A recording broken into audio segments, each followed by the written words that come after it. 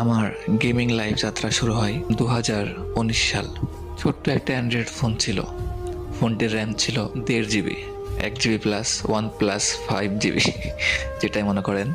1.5 GB র্যামের ফোনে আমি গেম প্লে করা শুরু করি।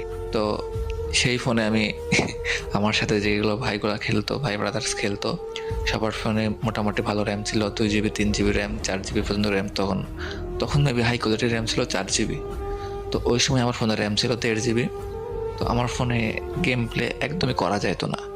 ফোন প্রচুর হ্যাং মারতো অ্যান্ড ল্যাগের ছুতনে এত পরিমাণ ল্যাগ মারতো ফোনটা। ল্যাগের কারণে একটা কান দিয়ে ফায়ার করবো একটা গুলি দিয়ে, তো যদি ডান দিকে ফায়ার করতাম বাম দিকে চলে যাইতো এনিমি, আর সামনে দৌড়াতে গেলে পিছন দিকে ঠাস করে ঘুরে যাইতো। অনেক প্রবলেম ছিল ফোনে। তো এমনি আমি প্রায় 1.5 বছর ওই ফোনে গেম খেলছি। ওই সময় লকডাউন ছিল।